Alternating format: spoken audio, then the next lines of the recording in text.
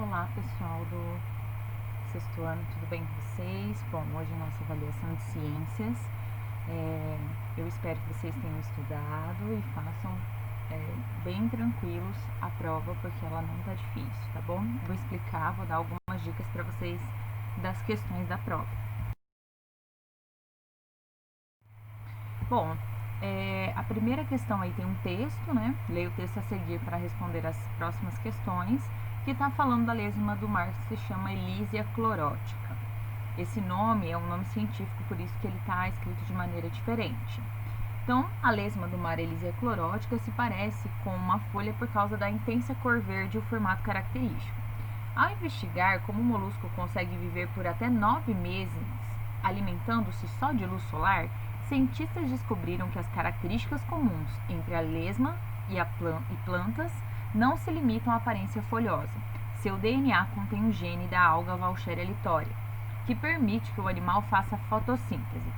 Já se sabia que a lesma era capaz de roubar dessas algas de quem se alimenta uma organela presente em sua célula chamada de cloroplasto, responsável pela fotossíntese.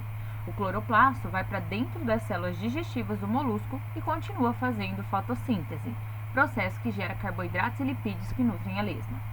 Aí está a fonte, né? A lesma Elysia clorótica e a alga Vaucheria litoria possuem os mesmos tipos celulares? Aí é só para justificar a resposta, tá? Ignorem aí qual A, justifique sua resposta. Justifique sua resposta. Então, assim, vamos pensar. A lesma e a alga têm a mesma célula? Nós vimos 3 tipos de célula. É isso que eu quero que vocês falem.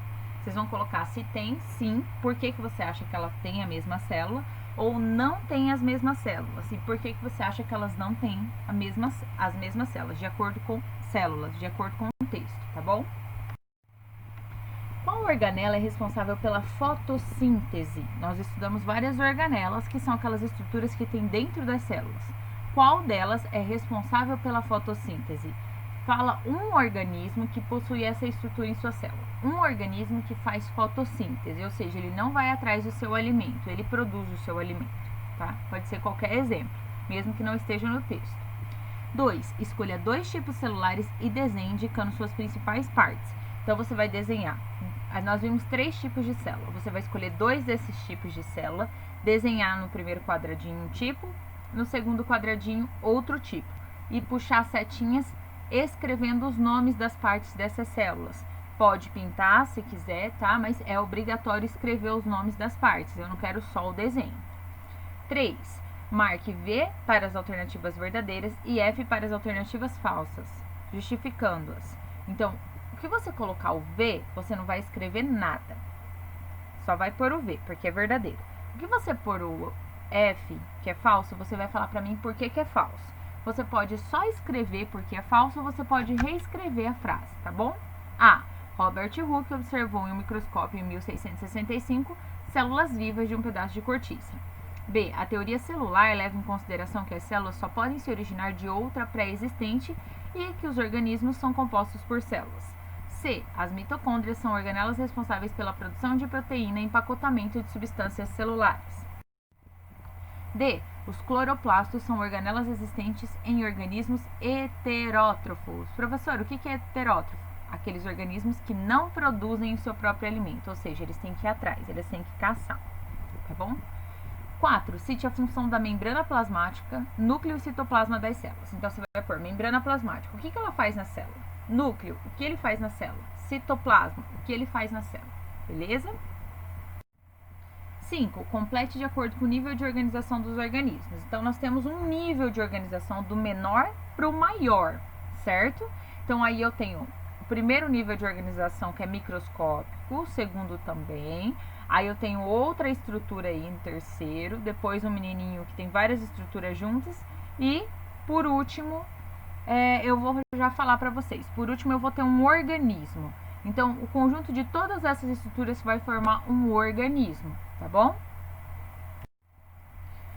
6. Leia o texto a seguir. Astronautas de 4 patas. Vida de astronauta não é fácil não. Além de ficar longe de casa, quem se aventura pelo espaço sofre mudanças no próprio corpo. Que o digam os 6 ratinhos enviados pela Agência Espacial Italiana para passar 3 meses na Estação Espacial Internacional. Eles viajaram com um objetivo importante: estudar as alterações que a viagem causaria em seus corpos. A bióloga Sara Tavella, da Universidade de Gênova, fez parte do grupo de cientistas que estudou os ossos desses ratos. Ela explica que, enquanto a gravidade e os exercícios físicos estimulam o aumento da massa e da força dos ossos, a ausência desses estímulos faz com que os ossos percam massa e fiquem mais frágeis.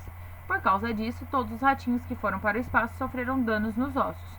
Na ausência de gravidade, os osteoblastos, que são células que produzem tecido ósseo, reduzem a sua atividade, enquanto os osteoclastos, que degradam o tecido ósseo, ou seja, destroem o tecido ósseo, aumentam. Isso causa uma diminuição da massa óssea e a fragilidade dos ossos. De acordo com o texto, qual a importância de exercícios físicos e a atuação da gravidade para a saúde dos ossos? Então você vai ler o texto e vai explicar para mim por que fazer exercício e o que a gravidade faz com os nossos ossos. B. Como podemos contribuir para a saúde dos nossos ossos? O que a gente pode fazer no dia a dia para cuidar dos nossos ossos? 7. Relaciona as colunas a seguir. Então, eu tenho A, B, C e D, os tecidos, né? Tecido ósseo, muscular, nervoso, conjuntivo. E ali, o sangue é um exemplo de tecido. Você vai só preencher para mim. Cuidado para não rasurar essa questão, tá? É só uma letra correspondente a cada coluna aí, a cada parêntese, né? Responsável pela transmissão de impulsos nervosos, capacidade de contração e constitui o esqueleto interno. 8. Observe a imagem a seguir. Eu tenho o estriado cardíaco, liso e estriado esquelético. A. Qual ou quais fibras realizam movimentos voluntários? Então, movimentos que você controla. Você vai escrever o nome das fibras ou da fibra aí pra mim. Por exemplo, se eu acho que é o músculo liso, escreve músculo liso, entendeu? B. Qual ou quais fibras realizam movimentos involuntários, aqueles que eu não controlo? Também vai escrever aí para mim. C. Qual ou quais fibras realizam movimentos rápidos? Também vai escrever o nome das fibras ou da fibra. E D. Qual ou quais fibras realizam movimentos lentos? Também vai escrever para mim. Qual músculo faz movimento lento? E onde podemos encontrar cada tipo de fibra? Onde tem cada tipo de músculo aí? São 3 tipos de músculo, eu quero pelo menos 3 lugares diferentes.